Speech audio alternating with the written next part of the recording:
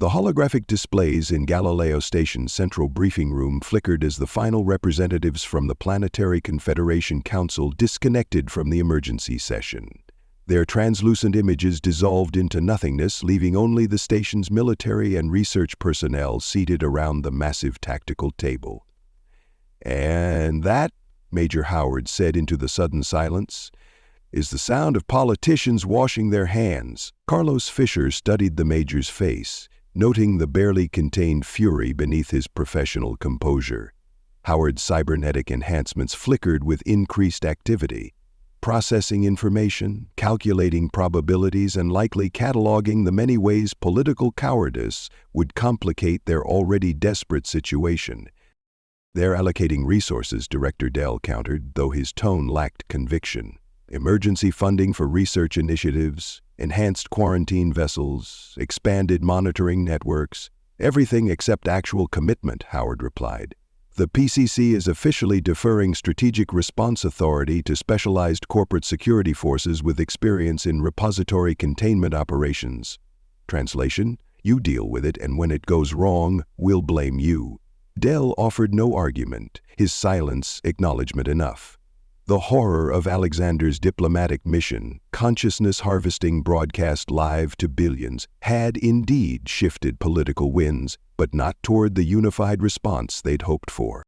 Instead, the governments had collectively decided to maintain official distance while quietly supporting corporate efforts from the shadows.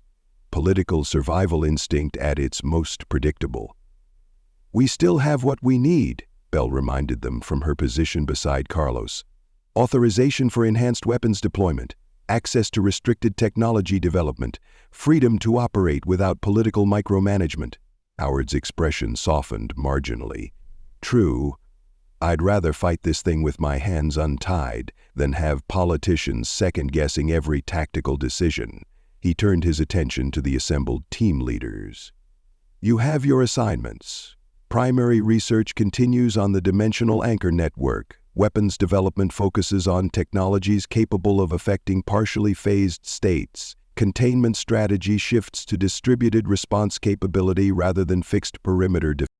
The briefing room emptied gradually as personnel departed to their various stations. Carlos remained seated, reviewing the data on his tablet. Endless readings from the Dimensional Anchor Network surrounding Propository 11. Patterns he'd been analyzing since returning from the Vigilant. "You look like you haven't slept in days," Bell observed, settling into the chair beside him as the room cleared. "Haven't," Carlos admitted. "Not properly. Every time I close my eyes, I see Alexander and her team being processed. Their faces when they realized what was happening to them." Bell's hand covered his, a small gesture of comfort that seemed incongruous amid the clinical military efficiency surrounding them. "You need rest to function effectively. Doctor's orders." Carlos managed a thin smile. "Are you pulling medical rank on me now?" "If necessary." She closed his tablet with gentle determination. "Howard doesn't expect your comprehensive analysis until 800 tomorrow. That gives you at least 12 hours to eat something that isn't from a nutrition tube and get actual sleep." "I should keep working. The dimensional anchor patterns show daily evolution if I can identify the underlying mathematical progression." "Tomorrow," Bell insisted. "When your brain isn't running on stimulants and determination alone." She stood, tugging lightly at his arm. "Come on, the observation deck on level 7 just reopened after the security upgrades. Actual food, actual views of actual space, and no holographic displays showing processed humans." The suggestion of normalcy amid catastrophe was so unexpected that Carlos found himself agreeing before he'd fully processed the implications. "Are you asking me to dinner, Nurse Bell?" She maintained professional composure, but the corner of her mouth twitched upward. "I'm implementing medical directive regarding proper nutrition and stress management for key personnel. If that happens to involve the station's least terrible food offerings and the only decent view on this floating military complex, that's just efficient resource allocation." "Very corporate of you," Carlos replied, rising from his chair and realizing just how stiff his body had become after hours of tactical briefings. "Lead the way." As they navigated Galileo Station's corridors, Carlos noticed Bell maintained a precisely professional distance, close enough for conversation, but carefully calibrated to avoid any suggestion of impropriety. Not that anyone they passed would notice. The station personnel moved with the focused urgency of a military installation facing existential threat, barely registering the pair as they passed. The observation deck on Level 7 proved surprisingly uncrowded. Most of the station's personnel were either on duty or resting between shifts, leaving the large, transparent-walled space almost empty. A few off-duty security officers occupied a table near the far entrance, while scattered research personnel sat alone or in pairs, their attention divided between the spectacular view and their personal tablets. "Best table's over there," Bell indicated, gesturing toward a spot near the primary viewport. "Good view, reasonable privacy, and they actually bring food to you instead of making you stand in line at the dispensary." "Actual service?" Carlos raised an eyebrow. "On a military station during crisis response? I'm starting to think you've got connections." Bell's smile turned genuine.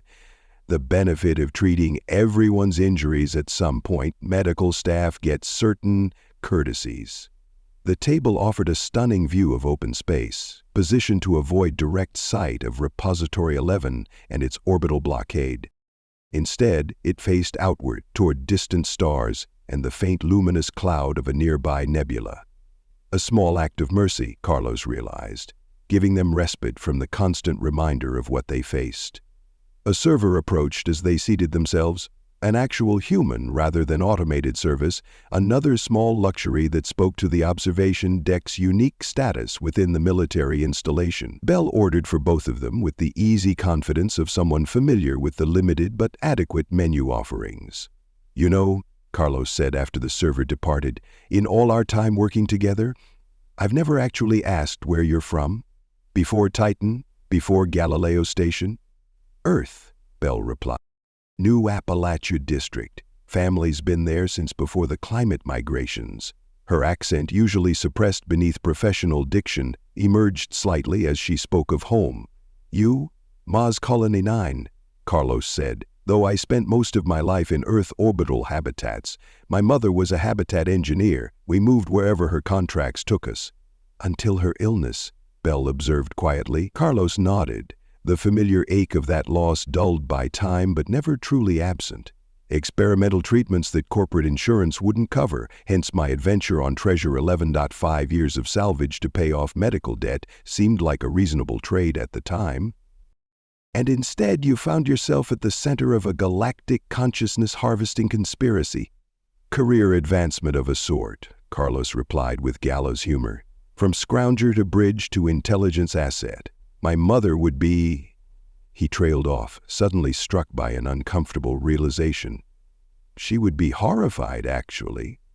Watching this unfold, seeing what the repository really is, she believed in exploration, in finding connection with whatever might exist beyond human experience. Bell studied him thoughtfully. "That belief shaped you too, didn't it? Even on Treasure 11, you weren't just salvaging for credits. You were trying to understand what you found." The observation surprised Carlos with its accuracy. "I suppose I was. Fat lot of good it did me, helping activate a consciousness harvester that's been building something for 77 million years." "You couldn't have known," Bell countered. "None of us could have. The repository was designed to hide its true nature, to present whatever face would incur." Their conversation paused as the server returned with their food. Synthetic protein that made a reasonable approximation of Earth cuisine, supplemented with actual vegetables from the station's hydroponic gardens, another small luxury in the midst of crisis. "So," Carlos said, after they'd eaten in companionable silence for a few minutes, "tell me something about Lily Grace Bell that isn't in your medical file or military record." Bell seemed surprised by the request, her professional demeanor briefly giving way to something more personal. "Like what?" "Anything, something human, something the repository couldn't extract from personnel files or tactical assessments." She considered this for a moment. Fork paused halfway to her mouth. I collect old music recordings, pre-collapse era mostly, physical media when I can find it, vinyl, optical discs. There's something about the imperfections in analog reproduction that feels authentic in a way digital never quite manages. That's not what I expected, Carlos admitted. What did you expect? Belle asked, genuine curiosity in her expression. I don't know. Military precision applied to hobby organization, tactical approaches to recreation, something that fit the competent battlefield medic profile. Belle laughed, a warm sound rarely heard in Galileo Station's clinical environment. I'm not on duty every moment, Fisher. Even during crisis response, we're still human. She set down her fork, studying him with renewed interest. Your turn. Something human the repository doesn't know about Carlos Fisher. Carlos considered this challenge, searching for something that hadn't been mapped in neural scans or extracted during his time as a bridge. I used to make up stories about the alien tech I found on Treasure 11, he said finally. Not the official cataloging descriptions for Salvage Corp, but actual narratives about who might have created each piece and why. I kept a separate journal of these stories. Completely imaginary, but it helped me feel connected to whatever civilizations had left all that technology behind. I'd like to read those someday, Belle said, when this is all over. The simple statement, when this is all over, hung between them, both acknowledging the intensity of their current situation while daring to imagine a future beyond it. A small act of hope in the face of existential threat. Their meal continued with lighter conversation, deliberately avoiding mention of the repository, consciousness harvesting, or dimensional anchor networks. For a brief interval, they were simply two people sharing food and conversation against the backdrop of stars, a momentary respite from the weight of their responsibilities. As they finished eating, Belle glanced at her chronometer. We should walk a bit before you rest. Proper digestion, circulatory benefits, all that medical justification for a simple stroll around the station's outer ring. Carlos found himself smiling genuinely for what felt like the first time in days. Is that your professional medical opinion, Nurse Belle? Absolutely, she replied with mock seriousness. Strictly therapeutic ambulation for optimal recovery parameters. They departed the observation deck, making their way toward the station's outer ring, a circular corridor that followed the station's circumference, offering intermittent viewport access and generally less crowded conditions than the central passageways. As they walked, Carlos found himself acutely aware of Belle's presence beside him. She had maintained her professionally calibrated distance throughout their meal, but here, in the less populated corridor, that distance had diminished slightly.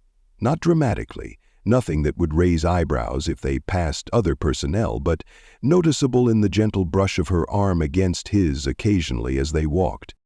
They passed a security checkpoint where several off-duty guards were engaged in animated conversation.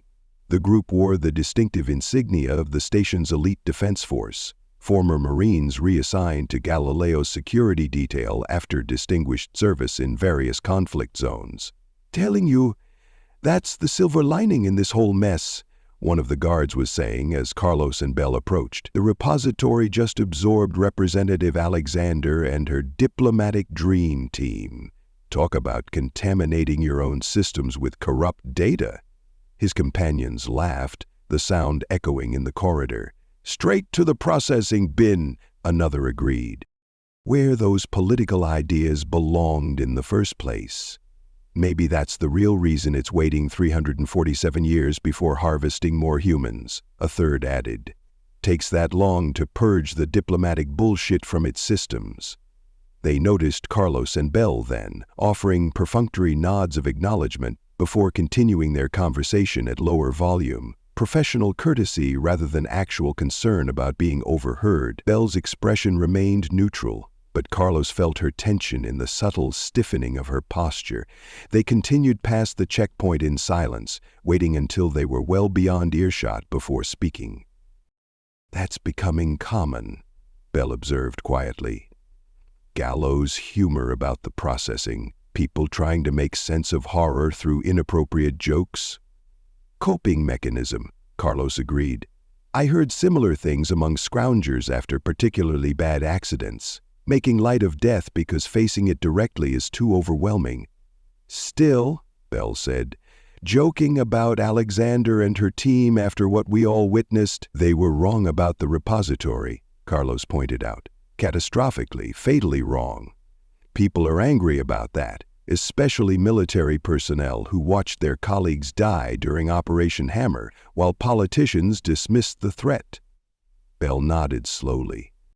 I understand the psychology, I just worry about dehumanizing those who were processed. It's a slippery slope from they deserved it to they're not really gone to processing isn't actually that bad. The same misconceptions Alexander held, Carlos noted with grim irony. They continued their walk in thoughtful silence, passing occasional station personnel who acknowledged them with professional nods or brief greetings. The outer ring was indeed less crowded than the central corridors, allowing moments of relative privacy between encounters. This isn't how I imagined our evening going, Bell admitted after several minutes of comfortable quiet. How did you imagine it? Carlos asked, curiosity piqued by this small revelation. Less existential dread, more actual relaxation, she replied with a small smile. You were supposed to eat, unwind, and return to your quarters ready for actual sleep instead of stimulant-fueled analysis sessions. I am feeling more relaxed, Carlos assured her. As much as possible under the circumstances, anyway. They reached a smaller observation alcove, a viewport designed for individual contemplation rather than the social space of the main deck. By unspoken mutual agreement, they paused there, looking out at the distant stars. Sometimes I try to imagine which ones might have repository installations orbiting them, Carlos said softly. 10 confirmed locations, but the entity mentioned architects who faced extinction 77 million years ago. How many more might be out there, waiting to activate? How many other civilizations might have encountered them throughout galactic history? Bell leaned against the viewport railing, her shoulder now definitively touching his, professional distance abandoned in this moment of shared contemplation. Does it help, imagining the scope of it? Not really, Carlos admitted. But it reminds me what we're fighting for. Not just ourselves, not just current human civilization, but potentially all consciousness throughout the galaxy. Whatever the repository is building with harvested minds, whatever this transcendent entity is becoming, it's the culmination of a plan 77 million years in the making. We can't afford to fail in opposing it. We won't, Bell said with quiet confidence. I've seen enough impossible situations during the Titan conflicts to recognize when humanity finds its true resilience. It's not in the first response or even the second. It's in the stubborn refusal to accept defeat, even when all evidence suggests we should. Her hand found his on the railing, a simple point of human contact amid cosmic contemplation. Not a dramatic gesture, not a declaration, but an anchor to shared humanity in the face of something that existed beyond conventional understanding. They stood together at the viewport, watching distant stars where other repository installations might be activating, other civilizations might be facing the same existential threat. The 77 million-year plan continuing its patient execution while humanity struggled to comprehend what it was actually facing. You should rest, Bell said eventually, though she made no move to break their contact. Tomorrow brings another day of dimensional anchor analysis and transcendent entity assessment. And the next day, Carlos added, and the next, for however long it takes to understand what we're facing and how to oppose it. Bell turned to face him, professional distance now completely abandoned. We don't have to face it alone, though. That's the point I've been trying to make all evening, probably too subtly. Whatever comes next, dimensional anchors, transcendent entities, consciousness harvesters, we face it together. Human connection matters, especially against something that exists beyond conventional understanding. Carlos studied her face, seeing past the professional composure to the genuine concern, and something more beneath. Are you prescribing human connection as medical treatment, Nurse Bell? "I'm suggesting," she replied with quiet intensity, "that maintaining our humanity is how we ultimately fight something that harvests human consciousness. And yes, connection is part of that prescription. Doctor's orders."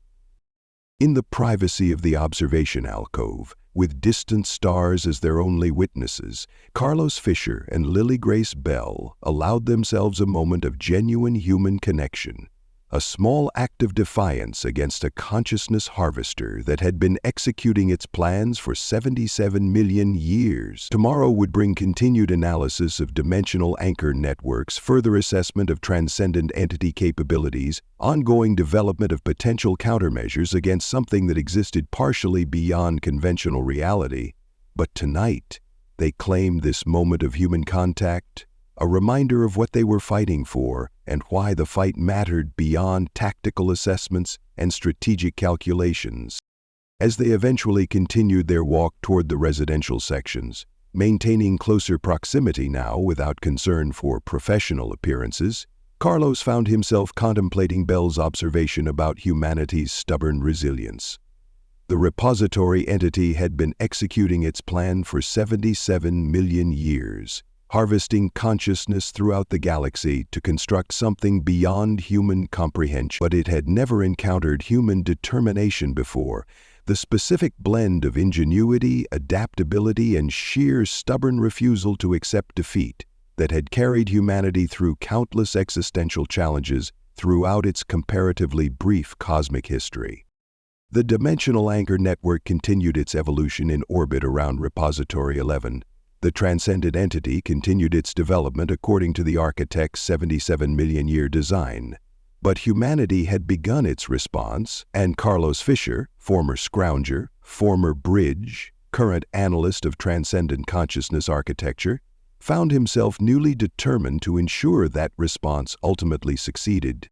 With Bell beside him, the path ahead seemed marginally less impossible than it had hours earlier. Not easy, not even likely to succeed, but worth fighting for with every resource they could muster.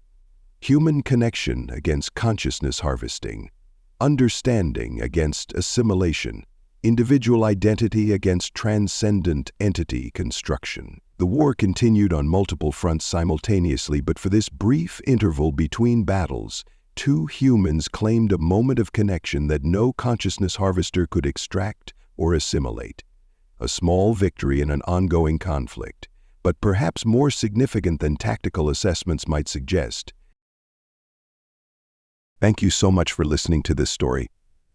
I hope you enjoyed it. Be sure to leave it a like and to subscribe if you'd like to see more. Feel free to comment and share it as well. With all that said, go on and check out the video in the top left. I think you might like it.